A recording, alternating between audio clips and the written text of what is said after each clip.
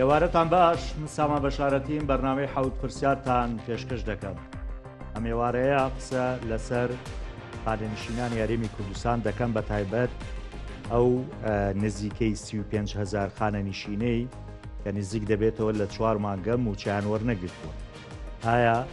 کەی موچەکانیان بۆ خەرج دەکرێت، هەروەها کەی ئەو مینحەی کە باز دەکرێت کە یەکیان هی 6 مانگە کە پێیان دەدرێت، هەروەها ئەوی دیکەیان هی ساڵێکە موچەی ساڵێک بە کاملی پێیان دەدرێت. هەروەها قسە لەسەر دۆخی خانەنشینانی هەرێمی کوردستانیش دەکەین لەگەڵ میوانەکانم کە بە دۆخێکی سەختدا تێدەپەڕن کاتێ موچە وەردەگرن، هەموو لایەکان دەیبینن کە چۆن ئەم کەسە بەڕێزانە لە سەردا دەوەستن و چۆن پاڵە پەستۆ و هەروە ئەو سیستەمە بانقەی کە باز دەکرێت لە هەرێمی کوردستانە نییە کە زۆر خراپە، بە تایبەتی یان لە شاری سلێمانی کە هەموو سەرموچەیە کاتێک خانەنشینان دەبینی چەندەها چیرۆکی جیاوازی لێ دەبینرێت. هەروەها ڕەنگە لەگەڵ میوانەکەم باس لە کۆمەڵێک گرفتی نێوان هەولێر و بەغدا بکەین. ئایا کێشەی موچە چارەسەر کراوە یاخود تاوەکو ئێستاش کێشەکە ماوە؟ من میوانەکانی ئەم ئێوارەیەم هەریەکە لە بەڕێزان داراسیەکانیانی ئەندامی پەرلەمانی عێراق لە فراکسیۆنی یەکێتی داگدارە زۆر بەخێربێن. هەروەها لەگەڵ مامۆستا سادق عوسمان گوتەبێژی یەکێتی خانەنشینانی کوردستان کە ئەویش بە خۆشحاڵی و میوانە مامۆستا جەنابشتان بخێر. سەرەتا بەیزی جەناب دەچمە لای مامۆستا دارا کە پۆستێکی کردبوو. مامۆستا دارا وازان بەڕێوەبەری گشتی خانەنشینانی عێراقی بینی بوو کە لە نزیکەوە باسی گرفتی ئەو خانەنشینانەی کردبوو کە بۆچی نزیک دەبێتەوە لە 4 مانگە موچەکانیان خەرج ناکرێ، هۆکارەکە چیەکەی موچەکانیان دەدرێت. من پێم خۆشە لە زاری خۆی زانیاریەکە وەربگرین ئایا چی پێوتووە. کاکدارە دوا بڕیار یا دوا زانیاری چییە بۆ ئەم خانەنشە بەڕێزانە، ینی بەڕاستی قورسە بۆ ئەوان کە نزیکە بێتەوە لە 4 مانگ موچەکانیان وەرنەگرتووە. من قسەیەکی مامۆستا تاهیر بامۆکیێنمەوە زۆر بە جوانی وتی ئەگە موچەکانمان پێ نەدەن دوعاتان لێ یەکەین. ینی ڕەنگە کەسێکە گەر نەگاتە تینی قسەی وا ناکات دواتر هەریەکە لەم بەڕێزانە موچەکانیان سەرچاوی بژێوی ژیانیانە، قورسیشە تۆ 4 مانگ موچەکەت وەرنەگری. فەرموو. بەناوی خوای بەخشندەی میهرەبان، سوپاس بۆ ئێوە، سڵاوی لە بینەرە بەڕێزەکان، زۆر بەخێراتنی مامۆستای خۆشەویستمان مامۆستا دقەکەم. دیارە بالفعل وەکو بەڕێز ئاماژەت پێ کرد، فەرمانبەرانی هەرێم بە هەمویان نەتوانم بڵێم نزیکەی 10 ساڵە ژیانێکی سەخت بەڕێەکەن. ئەمە یەکەم ساڵ نییە، 4 مانگ نییە. بە گشتی وە بە تایبەتیش خانەنشینان هەم لە ڕابردووە موچەکەیان کەم بوو و هەم ئێستاش کە ئەهۆی جێبەجێکردنی یاسای خانەنشینی یەکگرتووی عێراق کە ژمارە 9 ساڵی 2014 ژمارەیەکی زۆر لە فەرمانبەرانی هەرێمی کوردستان کە دەتوانین بڵین 3 موالید بەسەرێکەوە خانەنشین بوو. بالفعل ئەمانیش وەکو سەرجەم فەرمانبەران موچەی مانگی 12یان وەرنەگرتووە و کە ئێستاش مانگی 3 دابەش کراوە، ئەوان مانگی 1 و 2 3 وەرنەگرتووە و هەندێک لەو بەڕێزانەی کە تەمەنی خۆیان بەخشی بە خزمەتی وڵات و دام و دەستگاکان کە هەمووان قەرزاریانین بەڕاستی بەداخەوە لە ڕابردووە حکوومەتی هەرێمی کوردستان زوڵمی زۆر لێکردن و ستەمی زۆر لێکردن و مافی خواردن بە ناوی پاشەکەوتی موچە و لێ بڕێن و چارەکە موچە و نسبەیەکی زۆر و هەروەها ئەو بابەتانەی تریشکە. بەداخەوە من نووسراوێکم کرد بۆ بەڕێوەبەرایەتی هەیئەی تەقاعودی عامی وەتەنی عێراقی و چوم لە نزیکەوە سەردانم کردن. دووگۆم لەگەڵا کردنتم کێشەیەکێ لە هەرێمی کوردستان، کێشەکە قورسە بۆ ژمارەیەک لەو بەڕێزانە کە تەمەنی خۆیان سەرف کردەوە بۆ خزمەتی وڵات، ئێستا هەیانە نەخۆشە، هەیانە کرێچیە، هەیانە حاڵەتێکی زۆر نائاسایی هەیە، ئێستا موچەکەی نادیارە. ڕاستە ئەم ڕێکارانەوێ ئەوان لە کاتێکا گفتوگۆم لەگەڵاکردنیان ئەم بابەتە پەیوەندی بە ئێمە نییە. بوارێکە پەیوەندی بەڵێ ئێستاویستیان ئەم بابەتە لە ڕووی ڕێکارەکانیەوە مەسەلەی ئیحالەکردنیان بۆ خانەنشینی و دۆسیەکانیان و مامەڵەکانیان و ڕایەکردنیان ئەمەوتی لە حکوومەتی هەرێمی کوردستان خۆی ئەیکاوە دوجار لەگەڵ وەزارەتی دارایی ئابێ تەنسیق بکەن بۆ شایستە داراییەکان. یان لەوێەوە هاوکاری بکرن بە پێی بڕیارێکی وەزارەتی دارایی ئەو لێ تێگەیشتنی کە لە نێوان هەردوو لادا دروست بووە. من هەر یەکسەر دوای ئەوەی کە لەگەڵ ئەوانە ئەو بابەتم کرد شتێکی شیان وت بۆ من حەزەکەم وەکو خۆی شتەکە ئەرس بکەم بۆ ئەو بەڕێزانە وتیان ئێمەش لە عێراق کە کاتی خۆی یاساکەمان جێبەجێ کرد ئەو یاسایی خاننشینیە گردووتیان ڕوبڕووی هەمان حاڵەت بووینەتەوە ماوەیەکی پێچێت تا دۆسی هەمویان بەڕاستی وردبینی تیاکرێ و حالا ئەکرێن بۆ تەقاوتی و دیارە ئەمەش بمانەوەیان نەمانەوە بڕێکی پارێ ئێوە یعنی واقع ینی تۆ کولفەیەک پارە ئێوە بێ وەزارەتی دارایی ئەو کاتە بڕیاری خەرج کردیت. منیش یەکسەر دوای ئەوە بۆ ڕۆژ دواتر نووسراوێکم کرد لە بەرواری 24 سەیە ئاڕاستی وەزارەتی داراییم کرد. نووسراوەکە زۆر بەوازحی باسی ئەوەم کردووە کە خاننشانی هەرێمی کوردستان لە دۆخێکی سەختان و ژمارەکەشیان زۆرە ئەکرێ ئەم بابەتە تۆزێک پەلەی تیا بکرێ یا جۆری ڕێکارەکانیان سریع بکرێ بۆی ئەم معاناتیان کەم بکرێتەوە. ناکرێ بەڕاستی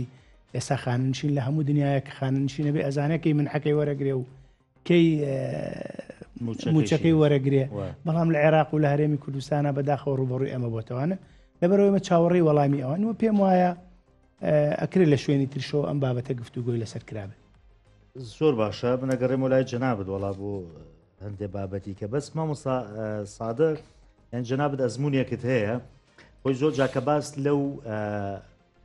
مینحەیە ئەکرێ کە 6 مانگیەکە وازانێ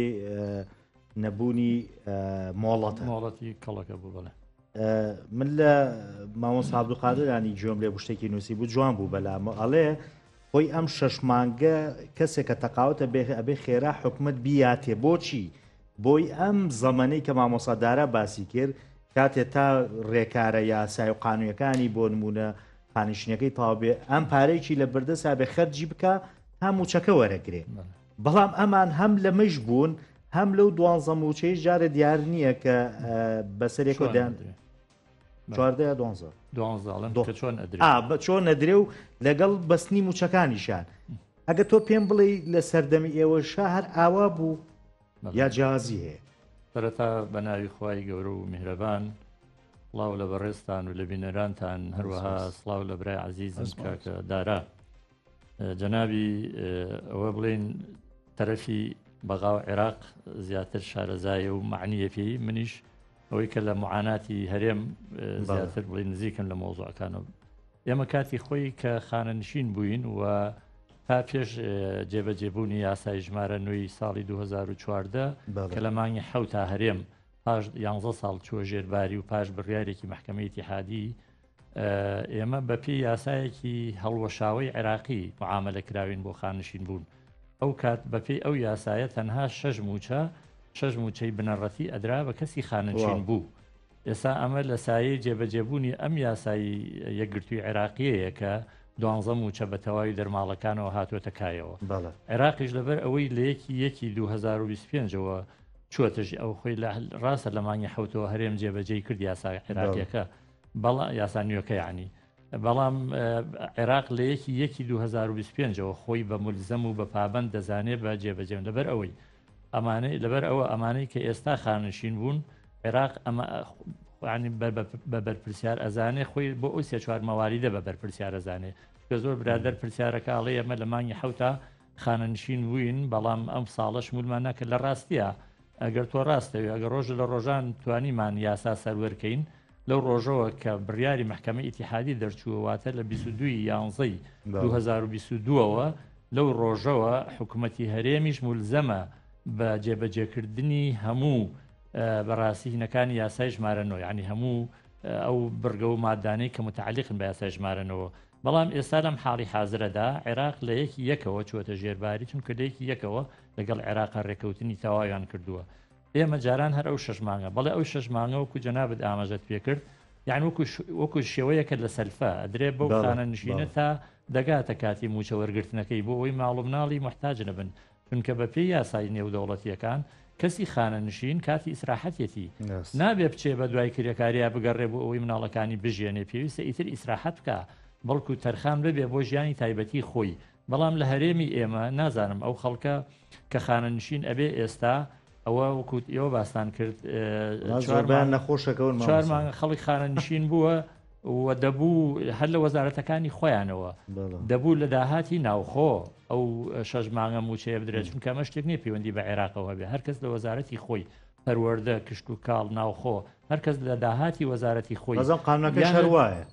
بڵێ ئەوە خۆی وایە باشە من لێرۆ ڕۆکەمە دەسەڵاتدارانی هەرێم و ئەڵێم خۆیەوە ئەشێ مەمنون بن دەسەڵاتداران کە ئێمەمانان ئامۆژگاریتان ئەەکەین و شتان بیر ئەخینەوە وەکو دڵسۆز ئەجینا بەس نییە خەڵک بەڕاستی بیر لە ڕاپەڕین ناکاتەوە لێتان چونکە ژیان و دەستخستنە بینی خەڵک و ژیان و مەعیشەتی خەڵک یعنی ئینسان هەموو شتێکەکە لە پێناوی ژیانە بەڵام ئێمە تا ئێستاش هەر یعنی ناپار وەکو پاڕانەوە نەچکۆ مافە وەکو حەقە مافە من هیچ پێویست ناکات لیان پاڕێنەوە مافی خۆمانە و ئەبێمان دەنێ اینجا ئەمە دەبوو هەرێم لە هەرێمی لە داهاتی ناوخۆ بیدا ئەمان داهاتی ناوخۆ کە تەسلیم بە عێراق ناکەن یا ئەوەی کە چەندمانەکەی بینین چۆن ئەیدن بە گریمان نیوەیاندا بە عێراقەوە نییە ئەو نیوەی کە هەڵیەگرن بۆ هەرێم خۆیان دەڵێن بۆ پێداویستی وەزارەتەکانە خۆیان وا دەڵێن یعنی بیل مناسبەت خوا حەزەکەم لێرە هەرچەندە ڕستەیە پەیوەندی بەمەوە نییە ئێمە 11 ساڵ لەمەو پێش کۆمەڵێ مشریف بووین ئیشێکی خارجی ئەرکی خۆمان کردووە لە هەولێر لە وەزارەت بۆخ لە قەزەی منهەجدانانە 11 ساڵە حەقێکمان هەیە ئەو حەقێکی کەمیشە بە هەر هەمومان و 12 مشریف بووین بە هەر هەموویانە 8 ملیۆنە تا ئێستا ئەو 8 ملیۆنیان نەداوە وەڵا پارە نییە پارە هەیە بۆ زۆر شتی تر ئەمە لێرەوە ئەمە بیران خەمە وەزارەتی پەروەردە پارە هەیە بۆ زۆر شتی تر یعنی کەواتە ئەو دەستکەوتە داخلیا و داهاتە ناخۆیانە کە دێت بە نەوتی و نانەوتیەوە دەبوو لەوە ئەو 6 مانگیان بدای بە خەڵک ئەو چی هەیە لەو مۆزەفانە مستحقتر بن کە 30 ساڵ و 40 ساڵ خزمەتیان بە خاک و خەڵکی هەرێمی کوردستان کردو ئێستا ئەو حەقیان نادەنێ هیچ بیانوویەکی بەڕاستی منتیقیتیان نییە یا کاکە هەرە هیچ نەبێ با لەم بەرە جەژنانە یا ئێستاوا جەژنێکی تریش بەڕێوەیە با سلفەیەکیان بدایە بەو خەڵکە با سلفەیەکیان بدایە دوایی لە موچەکانیان لیان گلدانایەتەوە بە شێوەیە لە شێوەکان خەڵکێک هەیە زۆر محتاجە لەبەرەوە بەڕاستی هیچ پاساوێکی منتیقی و لۆژیکی نییە بۆ ئەوەی کەوا ئەم موچانە نەدراوە ئەم پاداشە نەدراوە بۆ خەڵکە لەلایەکی کەیشەوە تەواو نەکردنی مامەڵەکانیان و دواکەوتنی مامەڵەکانیان تۆ پێ دوای ئەمە دواکەوتویانی تاویان نەکردو مامەڵەکان بۆ بەغدا بڵێ زۆر ئەسڵەن هەندێک وەزارەت هەیە یەکێ لەوانە بۆن من وەزارەتی ناوخۆ یعنی مەسەلەن پێم وا ئەزانم ئەبێ مامەڵەی هەموو ئەو کەسانەی کە خاننشین ئەکرێن و ڕەوانەی خاننشینی ئەکرێن جار لە پێشەوە بێ بچێتەوە وەزارەت ئەبێ چەندی پێ بچێتە ئەچێتە وەزارەت چەندی پێ بچێتە بەحساب تەدقیقاتەکەن و ئیشی خۆیان لەسەرەکەن دیسانەی گێڕنەوە بۆ بەڕێوەبرێتیەکانیان لە شارەکان ئینجا ئەینێرن بۆ بەڕێوەبرێتی خاننشین کە ئێستا خۆشبەختانە هەواڵێک هەیە کە پێویستە مامەڵی خاننشینەکان هەر لە شارەکانی خۆیانە تەواو بکرێ و هەمووی کۆ نەکرێتەوە بچێ بۆ هەولێر و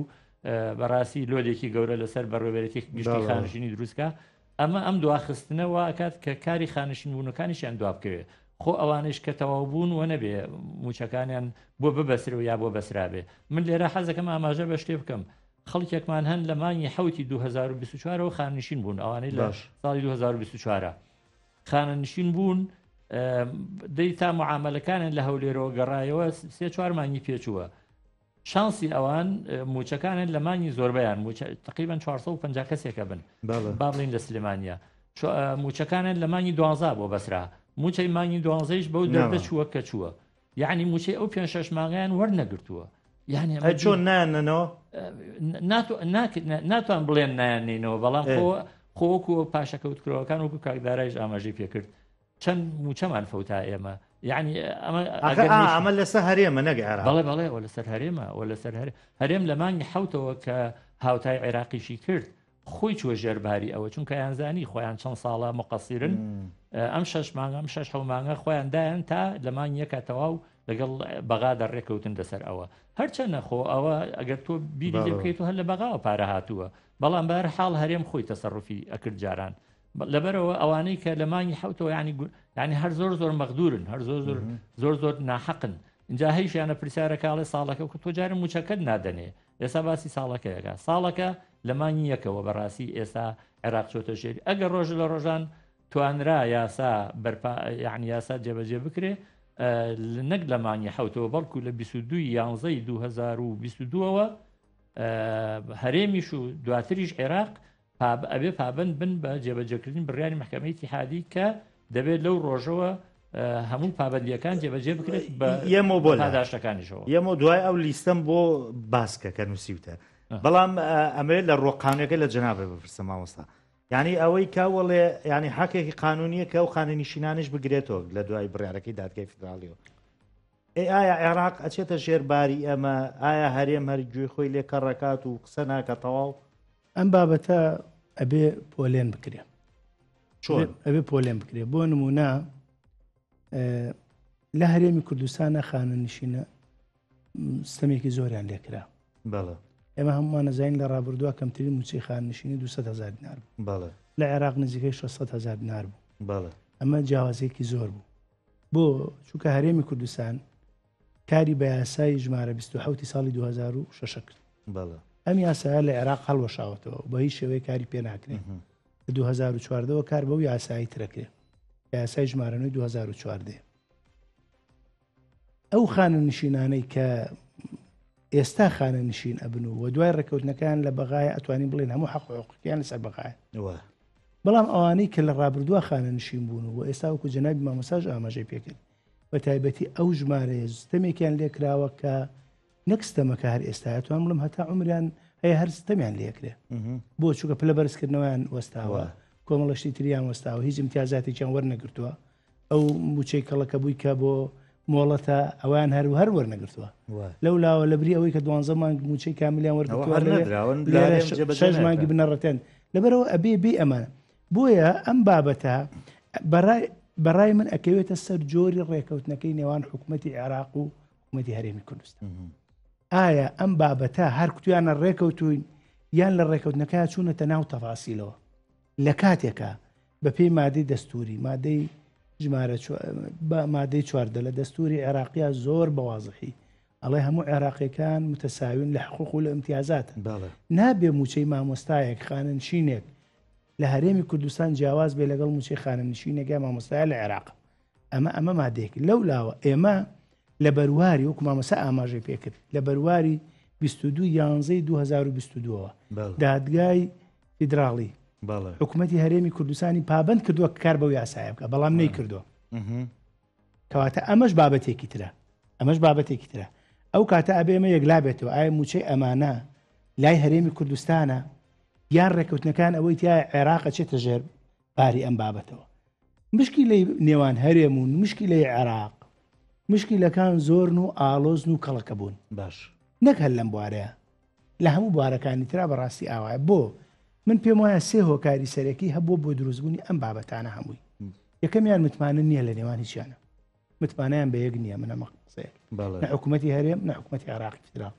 دووهەم پابەند نەبوون بۆ ڕێکەوتنانی کە لە نێوانیانە بۆ لە ڕابرد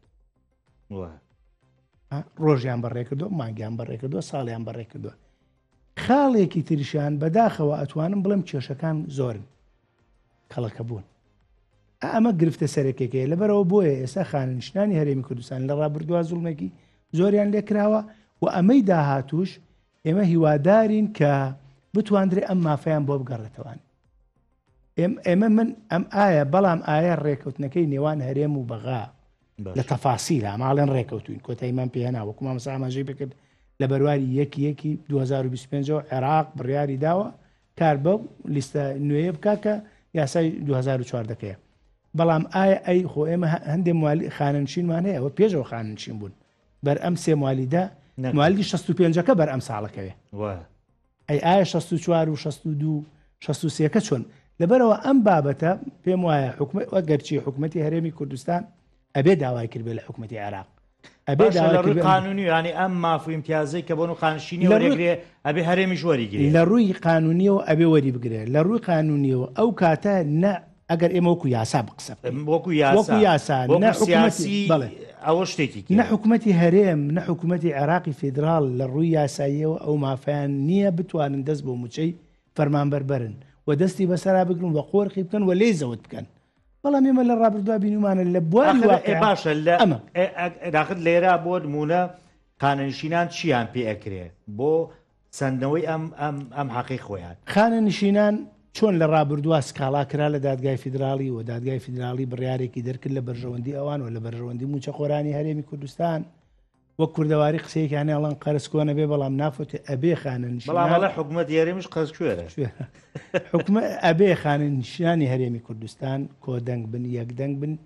و لە مافی خۆیان خۆش نەبن و ئێمەش وەکو نوێنەری ئەوان لە بەغا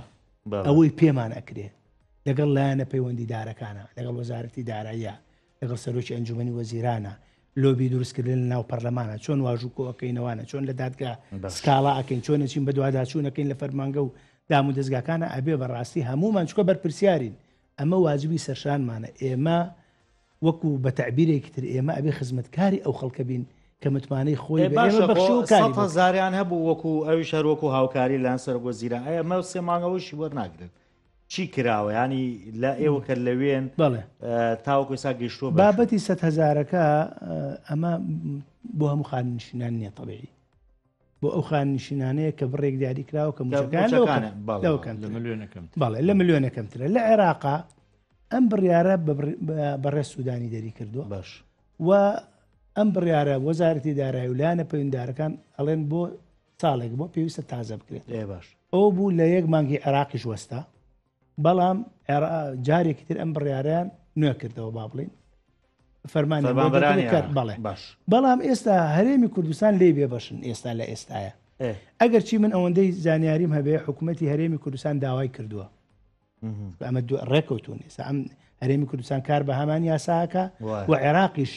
مەرجی خانەنشینی لەسەر هەرێمی کوردستان سەپاندووەکو عێراق بۆ لە نسبەی بڕێنی استحقاقات بەڵێ خانەنشینی بۆیە ئێستا حکوومەتی هەرێمی کوردستان داوای کردووە کە پێویستە خانەنشانی هەرێمی کوردستانش ئەو مافیان بۆ بگەڕێتەوانێ لەبەرەوە ئێستا ئەتوانین بڵێن تۆبەکە تا ئەندازەیەک لە لای حکوومەتی عێراقیە و ئابێ حکوومەتی عێراقی مراجعە بکاتەوە ئەو بڕیارە هەرێمی کوردستانیش بگرێتەوە هەم وەکوتم مادەی دەستوریمانەیە هەم یاسای موازنەمان هەیە هەم یاسای خاننشینیمانەیە ئەمانە هەمووی بەرگری لە مافی خانەنشینەکەن لە کاتێکە ئەمان بیانەوە هەموو ئەم یاسانە پێشێل بکەن و بیبەزێن و زوڵم لە خاننشینێکی هەرێمی کوردستان بکەن کە پێم وایە ئەوە بەڵام بەداخەوە ئەبێ هەمومان هەوڵی بۆ بدەین کە ئەم بابەتە لە بەرژەوەندی ئەمان وەکو ئەوان کۆتایی بێت. زۆر باشە مامۆستا سادق چیتر هەیە کە ئێوە پێتان بکرێ بۆ خاننشیان بیکەن یانێگە دوایش باسی ئەو دۆخی خاننشینانم بۆ بکە ینی تا کەی ئاوا ئەبن خانەنشینان بەو جۆرە موچەکانیان وەرگرن بەڵێ وەڵا جا کێشەی خانەنشینان و نەگەر خاننشینان موچەخۆران نەگەر موچەخۆران هەموو خەڵک کە هەموو ماڵێک یا موچەخۆر یا خاننشینی تایە لە هەرێمە زۆر زۆرە ناتوانین بڵێن بە چارەک و 20 دقیقە بەڵام هەرە بێ وەکو مرورێکی سەریع بکەین بەسەریا من جارە پێش لە وەڵامی ئەو پرسیاری جەناوی بەمەوە هەرچەندە هەندێ خاڵم نووسیوە حەزەکەم دەرفەتمە بێ ئاماژیان پێ بکەم هەم تەئیدێکی قسەکەی کاک دارا ئەەکەم و هەم بەڕاستی لێرەوە من ئەمێ بە ناوی خاننشینانەوە بە ناوی موچەخۆرانی هەرێمەوە بەڕێزیان هەموو پەرلەمانتارەکانمان بەدەستە جەمعی نەک تاک بە تاک هەرکەس تاک بە تاک من ئاگادارم هەندێکیان بە تایبەتی هەوڵەدەن بەڵام بەدەستە جەمعی ئەمە قەزیەکی گشتیە بە تایبەتی قەزەی موچەخۆران و خاننشینان قەزیەکی گشتیە دوای ئەوە ئێمە بەڕاستی نابە ببین بە قوربانی ڕێکەوتنیەک کە ئێمە وای بۆ ئەچین کە عێراق دەیەوێ ئەوان لە یاساکە زیاتر ئەزانن و زیاتر احترامی بڕیارەکانی محکەمەی ئیتیحادیەگرن چونکە بەڵگەمان هەیە هەر ئەوەی ئێمە کە ماوەی 2 ساڵ بەسەریا تێپەڕ ڕووی اینجا هەرێم ئەویش دوای ئەو هەموو هینە کە کردمان اینجا چوە ژێرباری ئەمان ئەیانەوە ڕێکەوتن بکەن بە شێوەیە کە هەموو جارە هەر جاری شتێک ئینەکتەر حەکەن بەڵام ئەوان دەیانەوێ یاسا ئێمە ئەمانەوێ یاسا جێبەجێ بێ و ئەمانەوێ بڕیارەکانی محکەمە لەبەرەوە ئەم بەڕێزانە ئەم پەرلەمانتارانە ئەخەینە بەردەم ئەو بەرپرسیاریاتیانەی کە ئەبێ بەدەستە جەمعی پارێزەر و نوێنەری ئێمە بن پێویست ناکە من لە باتیەوەی من بچم بۆ بەغا جەنابیان لەوێن لە جاتی منە هەرچەنە قسووریان نەکردو لە هاوکاریمان هەروەختێ چوو بێتین داوایان لێ یەکەم بەدەستە جەمعی بەدەستە جەمعی بەدوای ئەم مۆزوعانە بچن خۆش نییە ئەم مۆزوع ئەوەندە درێژەی کێشا حتا من بۆ نمونە حتا ئەیانویست بەشبەشیکەن لە هەرێمە مەسەلەی کێشمولی هاوتاکردنەکە ماوەیە خەریب و قەوانێک بخەنە سەر وەڵا لە دوای 2022 کێ خاننشی نەبێ کە ئەوە هەر شتێکی زۆر یعنی شەرماویە ئەو قسەیەکە بەرحاڵ هەر زۆر زوو قسە کرا لەسەری و ئەوە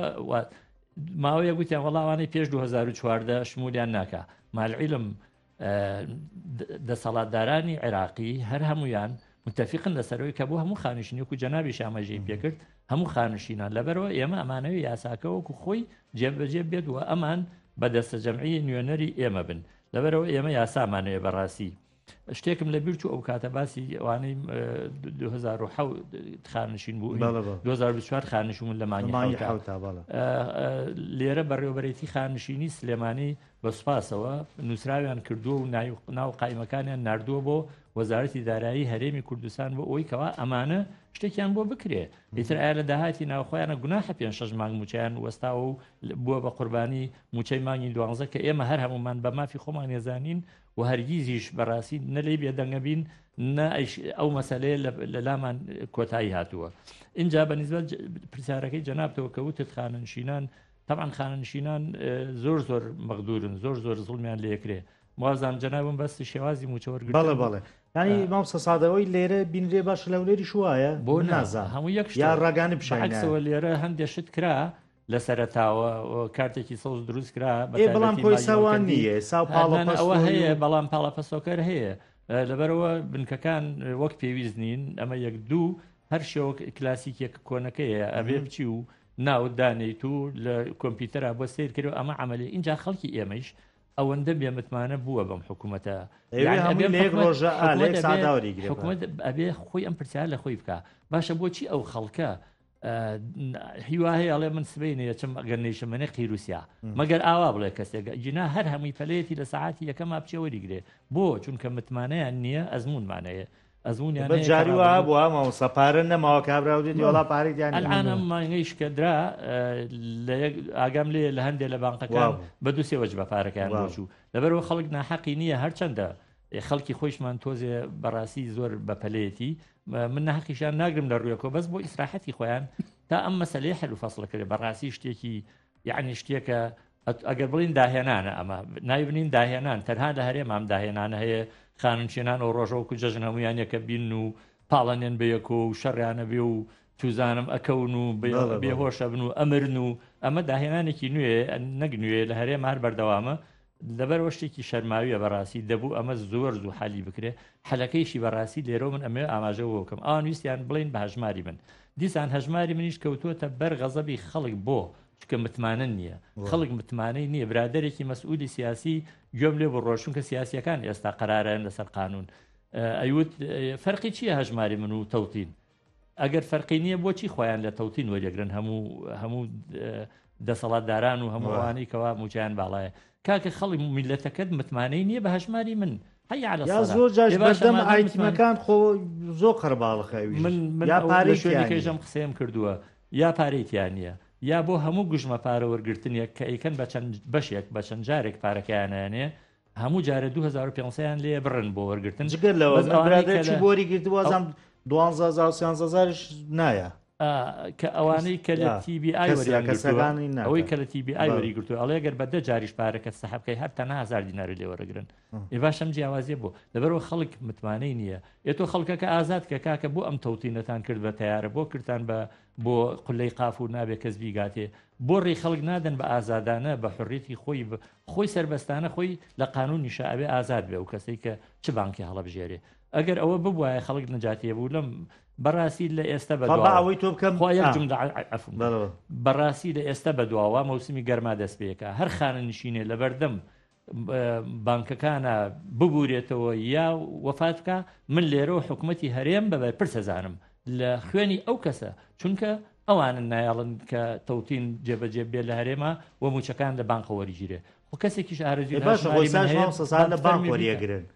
بەڵام سیستەم و ڕێو شوێنەکە خراپە من بیرمێ کاتی کۆرۆناکە تۆزە باشتر بوو ئەبرانە قاعەیەک دانیشتن مەڵکەندی بەسپاسەوە بانکی مەڵکەندی ئەویان کردووە بەڕاستی کارمەندانی بانکی مەڵکەندی و ئەتوان بڵێم بانکەکانی تریش وە بە بەڕێوەبەرێتی خانشینی سلێمانی بەڕاستی ماندوون بەڕاستی ئیشکردن بەڕاستی خەمخۆرە بۆ هەمووی وا لێ ناکرێت بەڵام خەتای ئەوان نییە لەسەرەوەی بە یەکشت هەلەکرێ هەر تەنها بە بەکارتیکردن هەموو کەس بووە سەمامۆسا دارە مەوزوعی تەوتین و هەژوانی من چی لیاو ئەم شتە کۆتایی نەهات دادگای فیدراڵی شرۆڤەیەکی کرد بۆ بڕیارەکەی لە ڕووی قانونیەکەەوە شەرعێتی بێ تقریبا بەڵام بەس ملزم نییە بەڵام قسەکەی مامۆسا لێ تەواوە ئەم ئێمە مشکلەکەمان ئێرە یەکشتا بەڵێ هەرێم ئەوێ لەگەڵ بەغایان ڕێکەوێ ئەو کێشانەی هەیە چۆنی ئەوێ ئاوا چارەسەری چۆنی ئەوێ ئەمەش ئێمە دژی ڕێکەوتنی من ئەمە لێرۆ ئەلانەکەم ئێمە ئەمانەوەی یاسا وەکو خۆی جێبەجێ یاسای خانەنشینی یاسای بودجا بڕیاری دادگای فیدراڵی ئەو کاتە لە ڕووی یاساییەوە کێشەی موچە و موچەی خانەنشینی هەموو چارەسەر بووە دژی هەرێمی پرۆسەی بە کارتیکردنی موچەی فەرمانبەرانیش کۆتایی هاتووە بەڵام تۆ دێی لەمپەری بۆ دروستەکەی تازەترین نووسراوی وەزارەتی دارایی کە داوا لە هەرێمی کوردستانەکە ئەم بابەتە زۆر وازحە ئەڵێ پێویستە پرۆسەی تەوتین وەکو بڕیارەکەی دادگای فیدراڵی جێبەجێ بکرێ و نابێ هیچ فشارێک لەسەر فەرمانبەر بکرێ بۆ ئەوەی ئیجبار بکرێت لە بانکێکی دیاریکرا و هەژمار بکاتەوانێ دەی لە هەرێم تا ئەم لە حەزەیەش ئەوان هاتوون ئەڵێ نەما هەژماری منە لە ناو هەژماری منە ئەم چەند بانکایە ئەبێ لەمانە بیکەیتەوە ئەمە گرفتەکەیە هاوڵاتیانی هەرێمی کوردستانی متمانەیان بە حکوومەتی هەرێم و بە بانکانی هەرێم نییە و ئەمە لە کاتێک ئاگەربیری لێ بکەینەوە ئەمە شەرمەزاریی گەورەیە بۆ حکوومەتی هەرێمی کوردستان هاوڵاتی وڵاتەکەی خۆی فەرمانبەری وڵاتەکەی لە خوار و ناوڕاستی عێراقی شەروانیە فەرمانبەر دەکەم لە هەرێمی کوردستان تۆ هاوڵاتی ئەم هەرێمە بی فەرمانبەری ئەم حکوومەتە بی موچەخۆری ئەم بی بەڵام متمانەت بە بانکەی هەرێمی کوردستان نەبێ بڵێ متمانم بە بانکێکی عێراقی هەیە ئەمە عیبەیەکی گەورەیە بۆ حکوومەتی هەرێمی کوردستان بۆ چووکە لە ڕابردووە لە هەرێمی کوردستانە زوڵمی لێکراوە مافی خوراوە موچەکەی دەستی بەسەراگیراوە ئێستا من پێم وایە کێشە سەرەکێکە لە بینی هەرێم و لە بینی حکوومەتی فیدراڵیا مەسەلەکە پرۆسی تەوتین و هەژمار نییە باش پێم وایە گرفتەکە لەوەدایە ئێستا حکوومەتی عێراقی ئەڵێ چۆن تەواوی فەرمانبەرانی عێراق مانگانە موچەکەیان ئەچێتە سەر هەژمارەکەی خۆیان ڕاستە خۆ تا من و تۆ موچەخۆرێکین لە عێراق کە موچە دابەزێ لە مۆبایلەکەمانە ئەڵێن ئەمڕۆ موچەکە دابەزی حکوومەتی عێراقی ئەڵێ با هەرێمی ژوابێ جملەیەک ئیجازەی براو بە فەرقەکە لەوێ بەڕای من فەرقەکە تەنیا لە کەلیمەی تەوتون کاکە یەکژماری منانی یەکشی تایە بۆ ئەوەی عملی تەوتین عێراق پیادەیکە پێویستە هەموو مشخصات و تەفاسیلی هەموو موچەخۆرێکی هەرێم وەرگێ ئەمان ئامادە نین هەمووی وەک خۆی بدەن کێشەکە لەوێایە ئەمە ئێستا هەرێم ئەڵێ ناخێر ئەبێ موچەکەی فەرمانبەرانی هەرێمی کوردستان ڕاستەوخۆ بێتە وەزارەتی دارایی هەرێم وەزارەت دارایی بیخاتە سەر هەژماری فەرمانبەرەکان کە ئەمە بۆ فەرمانبەری هەرێمی کوردستانە بێ بەدەستی دوو ئەمە یەک دوو هەمیان پرۆسەی تەوتینەکە وەکو مامۆسا ئاماژەی پێکرد تۆ تەواوی داتا و زانیاری و تەواوی وردەکاریەکانی موچەخۆران و خاننشان ئەچێتە لای ئەم بانکانە و زانیاریان لایە هەرێمی کوردستان وەکو پێویست هەسە نەیتوانی ئەمە بکە سەرەتا کۆدی داهێنا سەرەتا نازانم شتێکی گرفتی داهێنا ئیتر نیوەی ئەناردو نیوەی نانار بەنیسبە ئەینارەگەل لاتان بێ ناوکە لەبەرەوە بەداخەوە من پێم وایە هەرێمی کوردستان شەڕی بەرژەوەندی خۆیانەکەن شەڕی بەرژەوەندی موچەخۆران و خاننشینان بەرژەوەندی هەرێم چییە مەرجەوەندی هەموو فەرمانبەرێکی هەرێمی کوردستان کە لەو ئەیتی ئێمانە پارە ڕایکێش یا حواڵەیەکە بڕێ لە پارەکەی ئەڕوا بۆ بۆ ئەو بانکانە ئەو بانکانەی چێن لە هەرێمی کوردستان ئەڵی خەڵکن هی لایەنە دەسەڵاتدارەکان هی خەڵکی چۆن یعنی هەموو ئەگەر ئێستا بڕێ بە دوواداچنی بۆ بکەی هی لایەنە دەسەڵاتدارەکان لە هەرێمی کوردستانە ئەوان پرۆژەی هەژماری من پرۆژەیەکی قانجازویستە بۆ لایەنە دەسەڵاتدارەکانی هەرێمی کوردستان دێما مساخۆ باشە ئەماگەر لە مەوزوعی سێریگە تەوتینی شاخۆ هەر کۆمەڵێ بانگێنە ناوەوە کە ئەمانی شەرماشتە ئەم قسێتەوە بەڵام کاک ئەمان خەڵک متمانەی بە هەرێم نەماوە خۆی قسەکە من ئەم پرسیارم ئاڕاستەکردن ئەو بەڕێزانە دانیشتبووین ئەوە لە دیبەیتەکان نوێنەری لایەنەکانی تیابوو وتم ئێوە ناڵن هەژماری من 19 خزمەت گوزاریەیە وتیان بە وتم وەرن چواریان بخەنەگەڕ ئێوە با هاوڵاتی هەرێمی کوردستان متمانەی بەمە بۆ دروست بێ بێلای تۆ بیکە ئێمە من ئەڵم ئەوەی چووە لە هەژماری من کردوێتی پیرۆزی بێمە ئەوە ئازادە بەس ئەوەی ئەشێوێ لەوێنەی کا بڕوا لە بانکێکی تر باک گرفتی بۆ دروست مەکە گرفتەکە لە چووکە بۆ دەقی بڕیارەکەی دادگای فیدراڵی دەقی شرۆڤەکەی بڕیارەکەی دادگای فیدراڵی ئەڵێ نابێ فشار لەسەر فەرمانبەر بکرێ بۆی لە بانکێکی دیاریکراوە هەژمار بکاتەوە باشە مامۆستا قسەیەکەی لەسەر وڵا هاوڵاتێکی شەر کۆمنتێکی نووسیوە ئەلە تاوەکو خشتەی بودجە پەسەند نەکرێ تەسەڵ ناگەم کێشێم خانشیان چارەسەر بێ ئەخیە بۆ ئەمە یاسایە ئەمە یاساخت ناکەشتەی بودجە کە لە بەردەستە بۆ خەرجکردن و مامەڵەکردن ئەم دەرگا ئەکاتۆ بەڕووی ئەتوانمانە خێراتریەکە یا بەقینیە من پێم وایە ئەم پرۆسی خاننشینانە ئەبێ ئەم مستحقاتی خۆیان ئەبێ وەری بگرن بۆ پێویستە ئێستا لەوانەیە ئەگەر بە هەرێمی بە عێراق بڵێ بۆ لەوانێ بڵێ ڕێکارەکانی هێشتا تەواو نەبووە نایبەسێتەوە بە خشتەی بودجەوە تەسەور ناکەم بۆ چووکە ناکرێتەوە موچەی فەرمان بە جا بۆ ئێستا خۆ ئەم هەموو فەرمانبەرە لە عێراق و لە هێرەمان بووچە وەرەگرێ خۆ ئێستا خشتەکە ناتوو بۆ چووکە بودجە دیاری کردووە ئەمانە ساڵانە خەڵقانە نشینە بێ خەڵک مۆڵەت وەرەگرێ مناڵی تازە لە دایکە بێ خەڵک وەفاتەکە تو ئەمە نابێبی بەستیەوە بە خشتەی بودجەوە بەڵام ئەگەر بڵێ کاریگەری نەبێت لەوەی هەیبێ بەڵام نەک بوومانایە بێ بەس لەوەی کە ئێستا وەکو مامەسا ئاماژێ کرد لە مانگی حوتەوە خاننشین بووە ئەوە ئێستا فەرموو لە مانگی چوارین کە ئاکات حوهەش مانگ موچەی وەرنەگرتو ئەمامە ستەمێکی زۆر گەورەیە بەداخەوە مامۆستا تۆ چی بڵێ وڵا جا من کۆمەڵی خاڵ بە خێرایی پێم بڵێ ئەرەوەڵا ئەوانەی جاری ئەمانی کە تازە خاننشین بوو بەداخەوە فەقیران نەکەوتنە بەر ئەم وەزعا کە زۆر مەغدورن بەڕاستی داواکەم کە پەلە بکرێت لە مامەڵەکانیان بسپێردرێتەوە بە شارەکان تیمی وڵایەک معلوماتم بەرێیان خوا عەزت نەبێت ئەگەر ئەمە بۆ نمونە لە گریمان لە مانگی چوارە تاو بووکارە ئەم چواموچان بەسەری کۆیەنە یا بەجاجا بە سوفیان لە سلێمانیان نزیکەی کەمتر لە 150 کەس مامەڵەکانیان گەڕا بووە تاو بوو هەرچەنە بیستومانە کە لەوێ دەست ئەخرێتە مامەڵە و خاتر و خۆتریش ئەوە زۆر خەتەرە داوام کرد لە وەزارەتی دارایی بەڕێز کە ئەزانم خەڵکی چاک و دڵسۆز و بەڕاستی لە وەزیرەوە تاگاتە هەندێک لە بەرپرسەکانیان بەڕاستی خەمخۆرن بۆ خەڵک داوایان لە یەکەم زۆر بەوردی ئاگیان لە مۆزوع بێ لەبەر خاتری ئەوەی کە جیاوازی نەکرێت لە نێوان خەڵکە ئەگەر ڕاز بێ ئەو قسەیە ئەوانەی 62 64 و 65 دێتە سەر لە ساڵی 2025 ئەوانە زۆر بەڕاستی مەغدورن و ئەمانە نەک هەر ئەوەندەوەکو کاکدارایش ئاماژەی پێکرد لە بەرزکردنەوەی ئەو خەڵکە لە 2016ەوە وەستاوە واتە بە موچەکەی 2016 خاننشین بوون ئەمە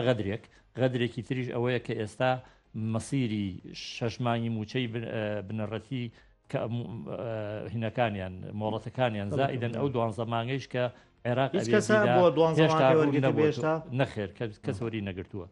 اینجا موچەکانیان ئێساوە ئەگەر بۆ مانگی چواریش معلوم مەجموعەیە تەواوە بێ ممکنە بۆ مانگی چوار فریاب بکەوێت ئەوانیش موچە وەرگرن هیچ هەر چوار مانگەکە لە 1 و 2 و 4 بەیەکەوە بەڵام زۆرینەی هەر ئەمێنێت و هەندێک لە وەزارەتەکانیش بەڕاستی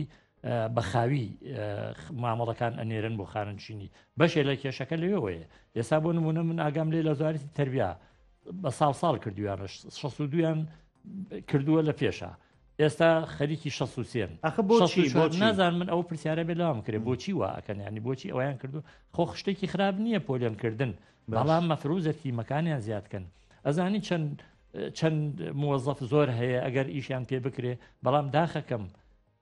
خەڵکەکانی وڵاتی ئێمە کە دامەزراون بەپێی پسپۆڕی و بەپێی زەرورەت دانەمەزراون خۆمان زانین با نەچینەوە سەر ئەو مۆزوعە کاکە بۆچی عێراق بۆچی هەرێم لەمە ئەترسێت تەوتین بکرێ باچمەوە سەر ئەو مۆزوعە خۆی ئێستا من ئاگام لێ سیستمی باج ڕسومات لە هەرێمیشا خەریکە تاوا عێراق کۆنتترۆلیەکە عێراق هەمووی یعنی دەستی خسۆتە ناو سیستمی باجیش ئەڵێ ئەبێ هەمی مرکزی بێ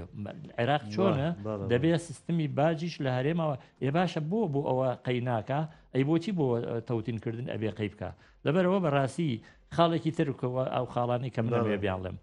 کۆمەڵی خەڵک هەن لە کاتی خۆیان کە لە یاسای ژمارە 27 خاننشین کراون هەر لە خۆوە لە بەڕێوەبەرەتی گشتی خاننشینی لە هەولێر خزمەتەکانیان لە 40 ساڵ و 42 ساڵ و بەتایبەتی ئەمانە مەوالیدی 50 و هەندێکی پێشتریشیانتیایە ئەمانە لە خۆ ساڵانی خزمەتیان لە 45 و 43 و 44 ساڵەوە بۆ کراوە بە 35 ساڵ و توانە وڵا خۆ جیاوازی نییە موچەکە لە ساهشتای ئیسمێکەتە لەبەرەوە فەرق ناخە ئێ باشە کاکە ئەو وەختە تۆ ئەمەت کردووە بۆ ئێساڵی بە خەڵک وڵات تاسیە مانگ تۆ قسەت نەکردووە ئەسڵن ئەو وەختە قسەیشی بکردایە سوودی نە بوو پاش 6 مانگیش ئێستا کابرا ئەزانێت کە ساڵی خزمەت دەوری هەیە تۆ چۆن ئەڵی پێی ئەڵی وەڵام مافی ئەوە نییە ئەمە بەڕاستی داواکەم لە بەڕێزان لە وەزارەتی دارایی و پیشیان وتراوە من شخصی خۆشم قسەم لەگەڵ کردوون لەگەڵ وەزارەتی دارایی و ئەوان بەڕاستی متفەهیمن بۆ مەسەلەکە تێ ئەگەن لە مۆزوعەکە داواکەم عرقەلەیان بۆ دروست نەکرێت دەڵێن لە بەروەبەرێتی گشتی خانەنشینی هەرکەس ئەم قسە ئەکاڵێن تەواو حەقتن نەماوە چونکە سێمانگی بەسەرەت سێمانگ لە دوای 2027 تێپەڕبووکەی ئێستا ئەو قسەیەکەی بۆ ئێستا ئەشێ ئەو قسەیە دوای تۆ خۆت پێت کردووە خۆ ئەمە شتێک نێ لەبەرەوە داواکەم بەو مەسلەیشا بچنەوە خاڵێکی ترکە حەزەکەم غەیری خانەنشینیش بەڕاستی کۆمەڵێ مامۆستایی دڵسۆز و بەڕاستی لێرەوە سڵاویان بۆ نێرم دەستی مانوتیان ئەگوشم کە نیان هێشتووە پرۆسەی خوێندن کە شادەماری ژیانی کۆمەڵایەتی و پەروەردەیە لە هەرێمی کوردستانە لەڕێ ئەو عەقدانەوە لەڕێ ئەو گرێبەستانەوە چەند ساڵە هیوایان هەیە 10 ساڵ زیاتر محاضر بووە دوایی بە عقد یا بە گرێبەستی 3 ساڵە 4 ساڵە گرێبەستە کە دەبوو بە پێی یاسا دوای چەند ساڵێک لە گرێبەستیان دامەزرێنرێن ئایا ئەو خزمەتەی کە کردویانە ئایا شتێکی ڕوون هەیە بڵێ ئەمە بە خزمەت حسابیان ساش بۆ مامۆسانم 35 مامۆسا 30,000 مامۆسا کە گرێبەستیان بۆ کرا منە لە بەرنامەکەخوا میوان بوون گوتم ئایا بۆ نمونە خزمەتایی نازانی بۆ حساب بکرێت ئەم مەوزوعی ماوەی گرێبەستەکە بۆ چەند ساڵە چۆنە ئایا تا هەتا گرێبەستە بن داوا لە بەڕێز وەزیری دارایی یەکەم یعنی ڕوون کردەوە بدەن و ئەولویەت بدەن بەو شتانەی کە زەرورن ناکرێت کێشە هەر کەڵەکە بێ و هەر کەڵەکە بێ و حەلی نەبێ ئەوە بەڕاستی هەرێم بەرە و نەفەقێکی تاریکە بە لەبەرەوە داوایان لێ یەکەم و ئەبێ زۆر سوپاسی ئەو هینانە بکەن ئێستا من ئاگام لێ لە شوێنێکی وەکو پێنجێنە لە سا 90 قوتابخانەکان لە سا 90 هەیئەی تەدریسی لە گرێبەست پێگاتووە باش ئەوانە گەرمان بگرن و داوام نەکەن و موچەکەیانەوە نییە فەقیر نایشاندانی وەک پێویست موچەی ئەلان مانگی سێشان وەر نەگرتووە داماوانە باشە ئەگەر ئەوانە هین بکەن خۆ خوێندن پەکیەکەی ئەگەر خەمخۆرن بۆ خوێندن داواکەم کە ئینسافیان بکەن کە مافیان نەفەوتێ و هەموو ئەو خەڵکەی کە خانەنشین بووە ئەم تازانە بەڕاستی پەلە بکرێت لە تەواوکردنی مامەڵەکانیان چ لە وەزارەتەکانەوە بۆ خانەنشینی وچ لە خانەنشینیەوە بۆ ئەوی کەوا زوو موچەکانیان بەڵام موچیان نابێت لە هیچ حاڵێکا فەوتی هەموو موچەکان ئەبێ وەرگرن ئەوی کەیشی کاگدارا باسی کرد ئەو ساڵە کە حکوومەتی عێراقی پابندە ومێ دەکەم کە ئەویش بەڕاستی یاری بەو مۆزوعە نەکەن و عێراق یەک یاسایبێت یابەرە نابێت جیاوازی هەبێت لە هیچ نێوان هیچ دوو موچەخۆر و خانەنشینێکی چ عێراقی فیدرال و چه هەرێمی کوردستان ئەبێ هەموو یۆکی ئەو 100,000ش کە کاکهین ئاماژەی پێکرد من لێرەوە داوا لە جەنابی کاکدارا ئەکەم و نەک هەر ئەم لێرەوە لە هەموو ئەو بەڕێزانەی کە نوێنەری ئێمن لە بەغا بەڕاستی هەوڵێکی زیاتری بۆ بدەن و حکوومەتی هەرێمیش تەبعاً داوای کردووە هیوادارم کە بەم زوویە بەڵکو بۆ مانگی 4 فریای و خەڵکی بخەن و بگەڕێتەوە بۆ خێوەشوەکو کۆمەڵەکەی چاڵتانەوە سەردانێ بکەن و بتوانم ئێمە چارەسەرکردن حکومەت ئێمە ئەم قەڵەمەمان هەیە و ئەنووسین زایدن ئەم زمانەمان هەیە لە ڕێی علامەکانەوە کە علامە سەردانی سوودانی بکەن یا بۆ نمونە وەڵاهی تر ئێمە کە چوین بۆ پەرلەمان چوین بۆ من وەکو خۆم چوومەتە بەس ئەو کاتێک کە من چوم ئەم کێشەیە سەری هەڵنەدا اینجا ئێمە کە ئەمان نوێنەرمانن بەڕاستی ئەمان هەم معروفترن لە بەغا و هەم قسەیان ڕۆیشتوترە و ئەگەر زانیان پێویستەکە من ئەوە لێرەوە ئامادەم من خۆیش ڕەفیقی هاوڕێشمان لە یەکێتی خانشینان ئامادەین چین بە دوای ئەو مۆزوعا وەکو نوێنەری خانشینان هیوادارم کە بۆیان حەل بکرێ بەهێزەکانی ناوخۆیش خوا هیوادارم هێزەکانی ناوخۆیش معاملەیان وەکو هەموو خانشینانی تر بکرێ زۆریان هەن خزمەتێکی زۆریان هەیە موچەکانیان زۆر کەمە ڕاستە موچە بنەڕەتیەکانیان کەم بووە بەڵام بەوردی حەزەکە معادلەکە هاوکێشەکە بەسەر هەمویانە بە ڕێکوپێکی جێبەجێ ببێ و ئەو سەغەرات و کێشە وردە کێشانەی کە هەن بۆ تاکتاکێکی خەڵک نەمێنێ زۆر سپاس مام سەداباد دو پرسیار لە جنابت بکەم ئایا لە مانگی چوارە ئەمە کێشەی موچەمان دەبێت یعنی بەوەکو بۆ بیرهێنانەوەیە کە ئەو 51 ملیارەی نێراوە لە مانگیەک و نزیکەی 49 لە مانگی دووە دەگوترا بە دڵی وەزارەتی دارایی نییە ئەم موچەش کە نێراوە بە بڕیاری سوودانی تەنها لەبەر خاتی جەژن بووە بابەتی موچە لە ڕووی یاساییەوە وەکوتم چارەسەر بووە ئەم بە یاسایی بودجە بە بڕیاری دادگای فیدراڵی بەڵام ئەو یاساکە ئاماژەی بە کۆمەڵە ڕێکار کردووە بۆ تەمیلکردنی هەرێمی کوردستان بە شایسە داراییەکانی مانگانە بۆ نمونە باز لە تەوتینەکە یەکێکە لەوانە ئەمە یەکێک لەوە ئەمە تا ئێستا داهاتی ناوخۆ داهاتی ناوخۆ لە ساق ئەخ من هەموو ئەمانە ئەڵێ ماڵم ئایا چارەسەر بووە زانیازیار بەداخەوە یعنی لە ڕووی هوەری و فەنیەوە پێم وایە بەردەوام گرفت و لەمپەری هەیە مانگی چوار کێشەمانە بێ ناتوانانی ئێستا هیچ پێشبینی ئەخر نا من بۆیە ئەم دووشتەکەوێتە سەر ئەوە ینی ئەمە ئێمە جارە لە سەرەتای مانگی چوارەنگ هیوادارم حکوومەتی هەرێمی کوردستان بۆ ئەوەی ئەم گرفتەی کە 10 ساڵە بەدەستیەوە ئەناڵێنێ و دەستەوستانە بەرامبەری نەموچەی پێدابی نەکرێ هیوادارم گرفت و لەمپەری بۆ دروست نەکات لە کاتێکە مانگانە بڕێ پارەی باش بەهۆی بڕیاری دادگای فیدراڵی و یاسای بجەوە دێ بۆ هەرێمی کوردستان ئەمە بەدەستکەوتی بزانێ باشە خۆ بەقاش ینی ئەمریکا لە مانگی سیاکردی لە مانگی چوار شابیکە خۆ هەمان لیست و هەمان چوزانم ئەو ڕێکەوتنێکە کراوە بەس یا ئەوانی جەختەکەن ئەگەر